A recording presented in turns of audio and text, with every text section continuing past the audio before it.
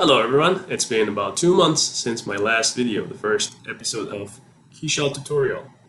I apologize for the very long delay. I had a bunch of projects going on and I graduated 2 weeks ago. So I have some free time right now, but again I apologize for the very long delay. Here is my latest post on Instagram. It is just a cycling helmet. It's a very conceptual design. I just wanted to play with Blender and some Keyshot, and this is the result. So the reason I'm showing you this is because I used a lot of the material graphs feature for this helmet, and the material graphs for this helmet looks like something like this. Now it might look a little chaotic or crazy or intimidating. It's not really. With this specific helmet, I repeated a lot of the steps. I had a lot of stickers and labels. So today, the second episode of Keyshot tutorial, I want to go over the basics of material graph. To be honest, I'm still learning a lot of the features on material graph, and with Keyshot 11, I have Keyshot 10. They actually offer more options and more settings to play with. So it's not something that you can just pick up overnight. You really have to play with it. You really have to experiment with it. And there are a lot of good tutorials on Keyshot graphs, but they're usually long and they go over everything quickly. But today I just want to go over the basics of the material graph, and in later episodes I will go over specific materials or specific commands or something. Okay, let's get started. Okay, so before I start talking about the material graph, I want to go over a few things first. If you're trying to replicate a material, like a specific material, say something like this, you need to have a full-size picture, a high-resolution picture of it, on the side of Keyshot, so you can take a look at this picture and do the exact same thing in Keyshot. That's the first thing. The second thing is that making a material in the material graph can be very time-consuming sometimes if you want perfect results. So if you're looking for a specific material and you don't care if you make it or if somebody else made it, just look it up in the cloud library. Say carbon fiber watch. Okay, you want the carbon fiber material. You just download this, drag and drop it. Do you like it? Do you not like it? If you like it, just keep it. If you don't like it, go tweak it a little bit in material graph, and you don't have to make everything from scratch. So that's that, and let's begin the material graph tutorial. All right, let's go. Okay, so I'm gonna unpause it.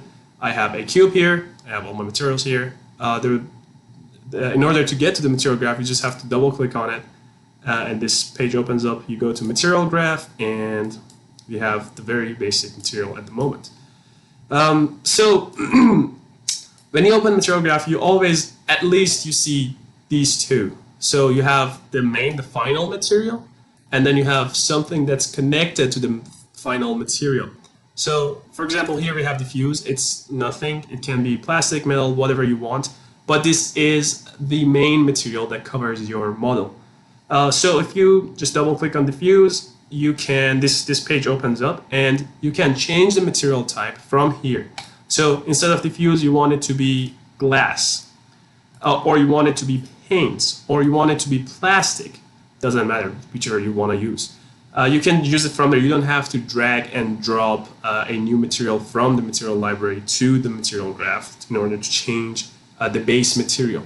So this is the base material. I'm going to keep it as plastic because I like working with plastic. And just like my previous videos, if you watch them, I don't like to keep roughness at 0. I usually go high a little bit, like 0.1 or something. It doesn't matter. Today we're talking about the material graph. So with that out of the way, you see there are different sections for each knot here. Diffuse, specular, bump, opacity, and there are a few other things over there. I don't know all of them, and I don't really need all of them. Again, as I said, I'm still learning a lot of the features in the material graph. But the ones I know, it's quite enough. And each material, each base material has different sections. So plastic has diffuse, specular, bump, opacity, and some other things like roughness. But if you change it to glass, you only see bump and opacity and some other things. So the ones that are like visible here, they're usually the most important ones. You don't really need to play with the other ones, but you can if you want to. Those are for like more advanced materials. So if you right click anywhere on this screen, on this blank screen, this menu opens up. So we have materials. We have diffuse, flat glass, the very main ones, the very basic and main ones, I guess. You can say add paint, and this would be, you want this to be your main material. Well, you connect that to the surface of this node here. But you can use this material, for example, paint, as a label material. Now let's go over that later. So in the materials menu, you have all these really basic materials, multi-layer optics. I have no idea how to use it. I've played with it before. I don't know what to do with it. Area light, IES light, these kinds of lights are also materials. You could use those for animation. Say, something is slightly turning off, or a light is just like slowly turning on or something. Cutaway. Cutaway, say you have a device that you want to show the internals, but you don't want to, say, slice it in SolidWorks or in like your CAD model. You bring a second material or a second model into the scene, and then you add this cutaway to the second model, and then you put them on top of each other, and they basically cut one another, and you can see the internals. It doesn't matter. This is just a basic tutorial of the material graph. I won't. It's probably best not to go over all the small details. Massive, it's just light, ground material. Just ground material. Tune, it makes it look like a cartoon. Wireframe, it just adds like a line around your model. X-ray, I haven't played with this. I don't exactly know what it is, but just if you want to play with it, go ahead. So we have these materials. These are, again, the base materials that we can use. So we can attach our labels, we can attach our bump knots, we can attach a bunch of things to these base materials. And then we have textures. So textures, we have brushed, mesh, weave. There are a lot of different textures. For example, if you go to your left here and go to your texture submenu, you see that there are a bunch of textures. Not all of them are here, but again, these are some of the most common ones that we're going to use. For example, color gradient. I use it a lot. If you want to check out my previous videos, go ahead and check it out. Very helpful. I use noise texture a lot. I use the curvature texture sometimes. Each of these textures have their own specific properties. Now, if you have a custom texture, say you downloaded it from the internet, and you want to use that, well, one thing you could do, you could go to your texture submenu, and then you could hit this import, and you import your texture. For example, I can show you one. I have this texture here that I wanted to use, and then I changed it, and I have this texture. And if you double click on it, it comes to your Keyshot program, and it will stay there. But if you don't want to just if you don't want to keep it, you just want to use it once, you can actually just drag and drop it from your desktop or your folder to the material graph. So we have a custom texture map. It's a Sumerian pattern. Don't ask me why. So one very helpful command that Keyshot has to offer is the preview command. So if you have a texture, a material, whatever, if you click on it once and then hit C on your keyboard, you can actually see it in black and white.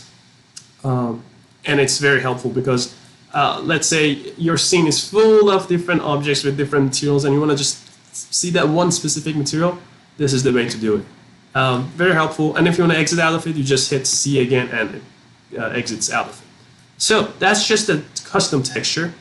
And again, there are different textures with different properties: vertex, color, volume, map, wood, and there are these. I don't really use them anymore. I'll tell you why. And then let's go to geometry. Let's go to geometry. The geometry, you can only use it once in each model. So say you want to add bubbles to your drink in your scene. You can only do it once. So you click on it, you connect this to geometry, not the surface. You connect it to geometry, and as you can see, it only has one geometry section. So you can't connect two of them to the same material. You go play with the materials. Don't know if this is going to work on this, but let's see how it's going to look. And every time you want to execute a geometry node, you have to manually hit execute geometry node. So since this one is bubble and our material is plastic, it's not going to show. Let me change it to glass, and I think this is just too big. Okay, I'm getting ahead of myself, but you get the idea. For example, let's just use Fuzz. I believe Fuzz would be an easier geometry node to play with. Fuzz, okay, 10 millimeter. Let's do 1, and let's change this to say 5. Let's see what happens. Execute geometry node. And yeah, this happens. So this actually adds an extra part, or like an extra solid body to your main body. It's not just an effect. It actually adds an extra solid body to your main body. I'm just repeating myself. So if you want to execute, if you don't want to execute the geometry node from here, you can actually execute it from here. And as you can see, we have the fuzz, or the hair.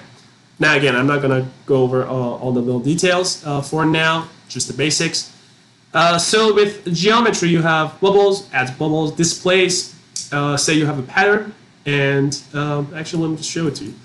Say you have a pattern and you want to actually add thickness to your model, and you don't want to do it through your CAD software, or it was like too complicated to do it through your CAD software, or whatever reason. So displacement height 1 and triangle size 0.01. So if I execute it, you will see that we have the pattern. But again, that's obviously too thick. You don't want it to look like that unless you do. But yeah, this is what displace does. Another thing is fuzz. Again, it's the hair, flakes. Just adds little flakes to your model. I haven't, maybe I've used it like once or twice. So I already went over texture, animation. We have color fade and curve fade. I never used curve fade. I don't know what it does. Color fade, you can connect this to your, say, lights, emissive, for example. You connect this to your color, and let me just delete that, delete this, and you connect this to, say, label or to your main surface. Actually, I'm not, okay, you cannot, this is not a base material. You cannot use this as a base material. But say you want so you want to animate a lamp or like a light source to go from white to red, right? And so you can just do it in the material graph. Say it takes 1 second for the whole thing to turn red, and you can check out the results here. It will turn red. And I did that through the material graph. There are some basic animation thingies that you could do with the color fade. It's a color fade. It's just a animation for the gradients, for the color gradients. Utilities. This is important, but I will have to go over them for like the specific materials. And I will later. So let's say you want to add a label to your object. Now this is a very basic tutorial. A lot of people want to add labels to their objects. So the way you can do it, you don't have to use a material graph. You can just go to label, and you can drag and drop your custom label into this labels submenu. So okay, there we go. So we have a label here, and that's just a 2D label. It's really nothing else. But say you don't like your base material, say it's plastic, but you want it to be wood or like aluminum, and you just drag and drop aluminum to your material, and you just basically lose your label. And you also don't have as many options here as you would if you were using a material graph. So I'm going to delete this, and I'm going to go to material graph, and I'm going to drag and drop this Canon lens label, Where is it? Okay. let's do this, the PNG. Okay. All right. So the format is important. I'm not sure what formats does it accept, but the format that I used it didn't accept it. But this is just PNG, so it's all good. Again, if you hit C on your keyboard, you can see the label. But right now, I believe it's very big, so it's just like covering the whole thing. You can't really see anything. Let's do 0.1, and you can see our patterned label. So you can keep it like this if you want to. I mean, obviously, you don't want the whole model or the object to be covered in labels, but I mean, maybe you do. I don't know. But again, if you double click on it, I'm gonna hit C again. Actually, let's just keep it at C. If you scroll down, if you scroll past this width, height, Shift U, Shift V, angle, UV, and angle, you see these two options. You can turn them off or you can turn them on based on your needs, and this won't repeat anymore. So as you can see, we have like one label on each side of this cube. Maybe that's not what you want, right? Maybe you had a sphere or something. It's just, it doesn't look good. This wouldn't look good on a sphere. So you would want to change the mapping type. You change the mapping type to box, planar, cylinder, sphere, UV, and just ignore those two. Don't use those two. If you just want it to be on one side of the cube, you have to change it to planar. Now with planar, some limitations come with it, because with planar you have to manually adjust it. Now it doesn't look bad on this cube here, but because it's a cube, it doesn't look bad. If it was a little, more complicated surface, it would have looked a little bit bad. Now, depending on your model, again, you can change this to either box, cylinder, sphere, or UV. So if you have a very complicated surface and you've done this the right type of surfacing in your CAD model, you can actually use UV. Okay, where is it? Now this is just a cube. Let's use, okay, too big. This is just a cube, but you would, okay, it's not, all right, it's not moving, but you would basically use UV for more complicated surfaces. Let's use this torus here. Did I say it right? Maybe. Let's make it bigger, and I'm just gonna copy that. I'm gonna close it. I'm going to go to my torus here. Double click on it. Go to material graph. You can copy paste everything. Just Control C, Control V. So I'm gonna Control V my label. I'm gonna hit C on it, and nothing's going on. So go to scene units, and let's let's see. Now nothing is happening. So let's just change it to planar. Let's just change it to box. See how it would look like with UV. Yeah, here it is. Okay, so with UV, as you can see, it wraps around your model. Sometimes it works, sometimes it doesn't. I mean, in this case, it's kind of working, but not really. You can change the width and height. You can turn off this lock aspect option. So maybe you can like increase the width, or you can should probably increase the height. You can increase the height, and it looks more natural sometimes, but you don't always have to use this.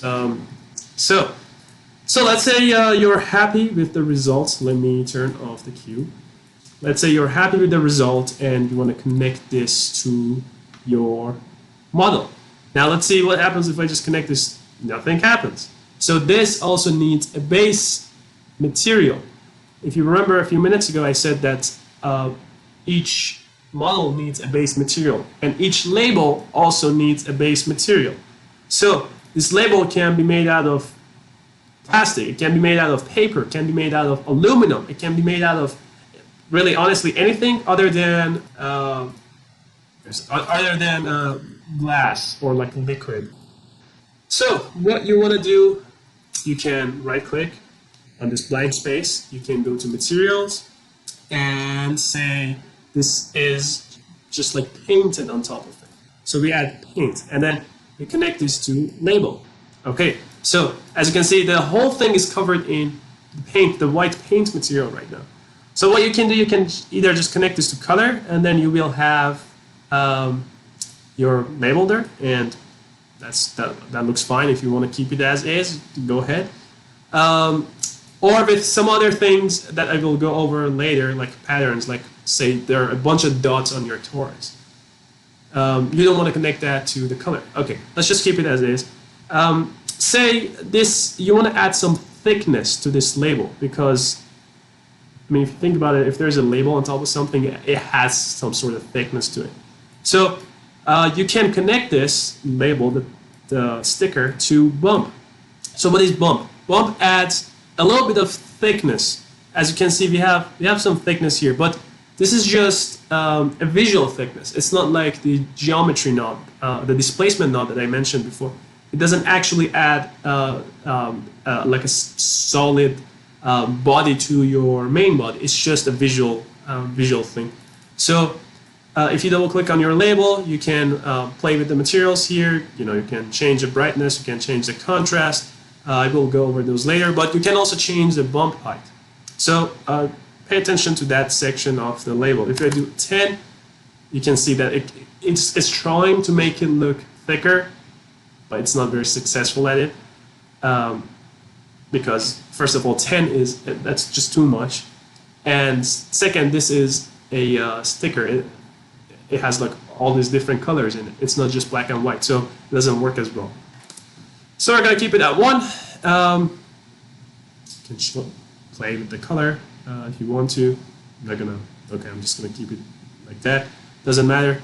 And this is basically for just like one sticker. I'm gonna say sticker because this is literally a sticker. A sticker label, I guess. But the word label can be used mutually between, say, something that covers the whole thing and just one sticker. So this is just a sticker. So I'm gonna say sticker. Okay. All right. So let's say this torus has dots, has polka dots on it. So we go to textures, and there's this mesh material, or a mesh texture. You click on it, you click on it again, you hit C. As you can see, it's covering the whole thing. So when you don't see anything on your material, it's either too small or it's either too big. In my case, I think it's too big. So you go down and you see that the shape diameter is 5 millimeters. So let's do 1. Let's do 0.5, and we have this. So why does it look like that? Well, why isn't it covering the whole thing? Well, as I said, you can also change the pattern spacing, but it didn't do anything. As I said before, it depends on your mapping type. So right now it's a box. So it's, say you put this mesh on top of a box, and then you put your torus inside the box, right? So if you hit move texture, you can play with it, and yeah, it's I don't know what's going on. So you don't want this with your torus. You want it to be either cylinder or, well, not even a cylinder. Let's do UV. Okay, with UV, as you can see now, it's covering the whole thing, but the dots are too small. When you change the mapping type, it actually messes up the sizing. So it's 0.001. Let's do 0.1. Okay, that's too much. 0.01. That's again too. Oh no, right. Let's do 0.1 and let's change this to 0.2. There we go. Okay. So as you can see, it's covering the whole thing, and with this specific texture, you can change the pattern. Like it can be like that, it can be hexagonal, and it can be custom. With custom, you can change the distance, like so. Like it's not linked to one another. So I'm just gonna keep it at actually staggered. I like staggered before more. So I'm gonna keep it as staggered, and I'm gonna hit C. Let's say I'm happy with the way it looks. Let's just add a little bit of jitter to it and a little distortion. Just make it look a little random. And actually, let's increase this a tiny bit. So wow, this looks amazing. This looks awesome. I'm gonna hit C again. I'm gonna exit out of it. And so what happens again if we connect this to label? Well, nothing happens because you need a base material. So let's say the base material for this is, let's just say it's paint. So I can show you, you can just copy paste this. So if you click on it once and then do Control Alt like Photoshop, you can actually copy paste this with all the attachments, but you don't need those, and you only need this.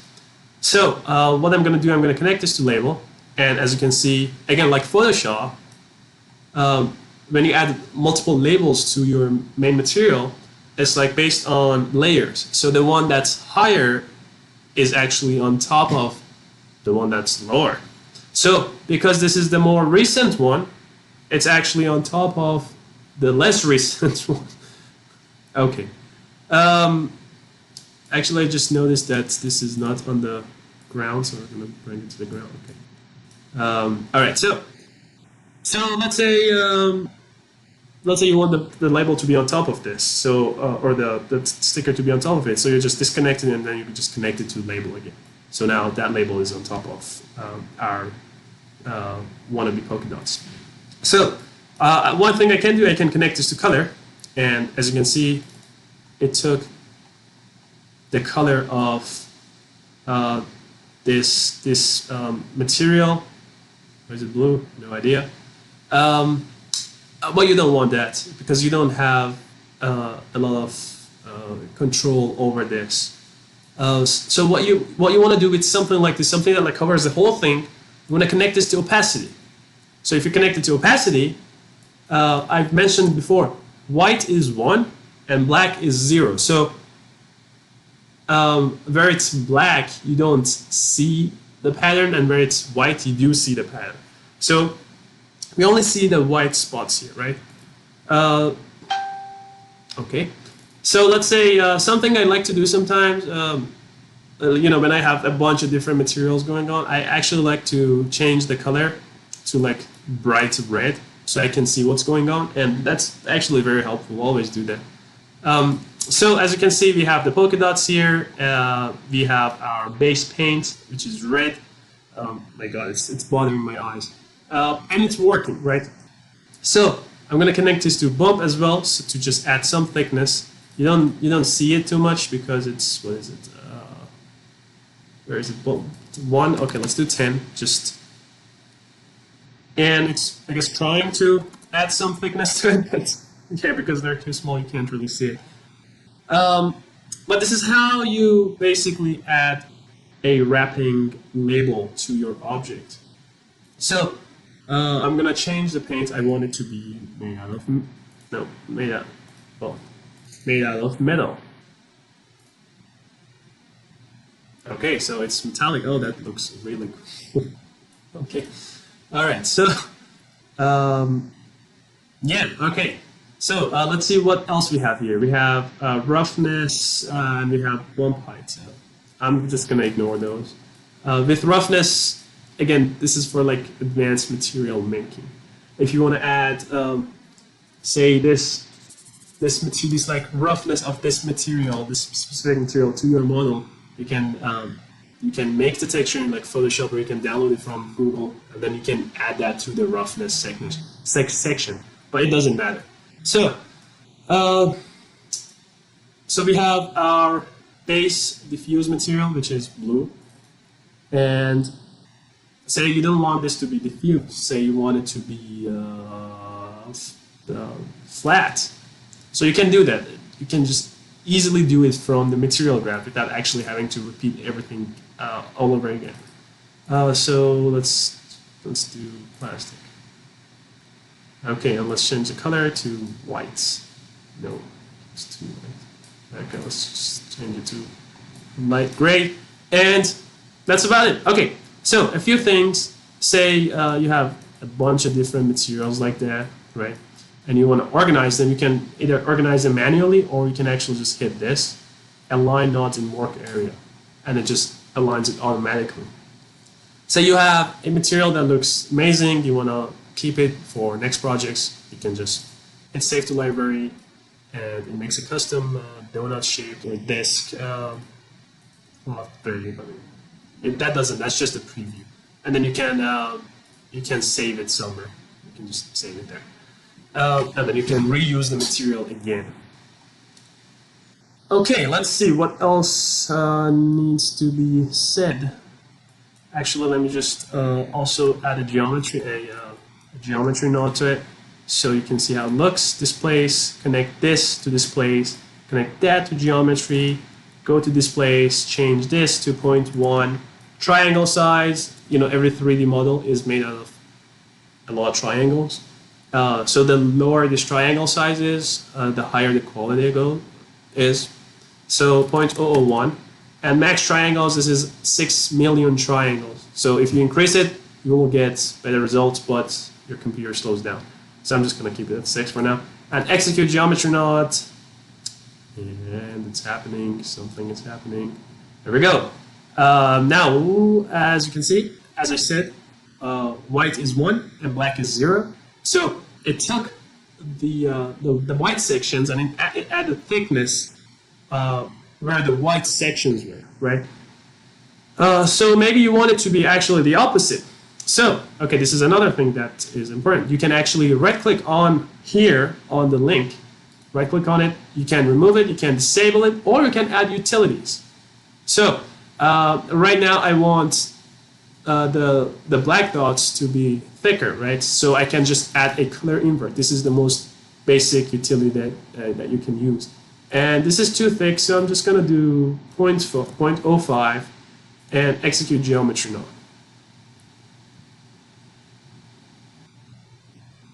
There we go. You have some weird model that actually kind of looks cool. It looks like a dog toy of some sort. I don't know, it looks cool.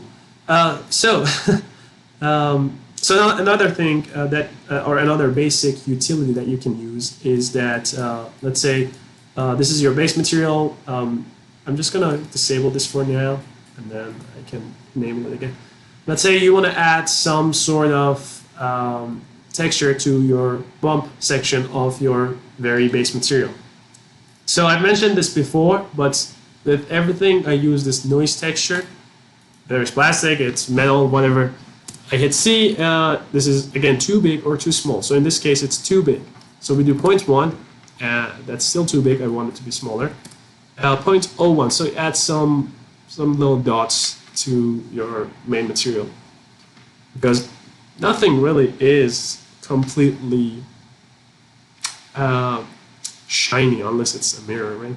So I connect this to the bump node, and it does add some little thingies, but since you can't really see, actually let me just disable this so you can see.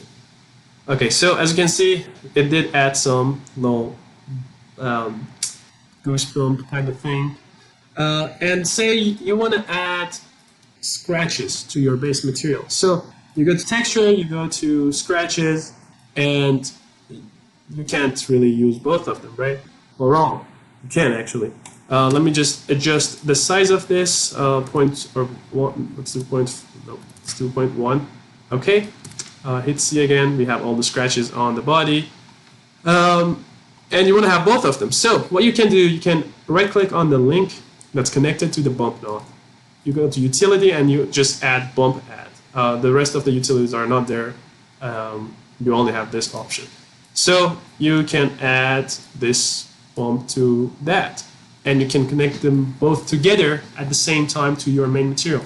And you can do this as many times as you want. So say you want to add another bump, a third one, you can just go to utilities, you can add a bump, and then you go to, cellular, hit C, let's take a look at it, 1.1, you connect this to bump 2.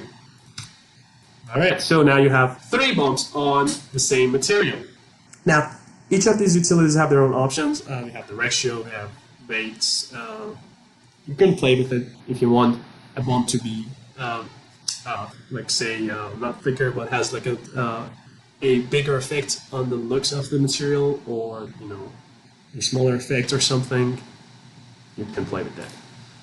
So with the rest of these, with the rest of utilities, color adjust, color composite, color key mask, color to number, curve color randomize, I have no idea what that is. Mapping to 2D, no idea what that is. I've never used this tool before. I will go over them in later episodes, but this should give you an idea on how to just enable this and let me enable this, on how to make a semi-custom material.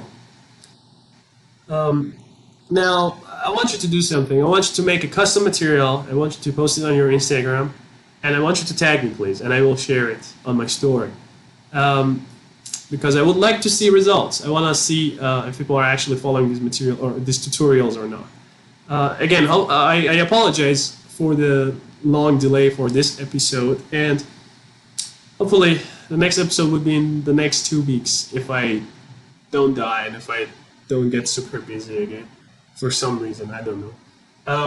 But yeah, please tag me on Instagram. It is at Designed by Mehdi. Let me show it to you.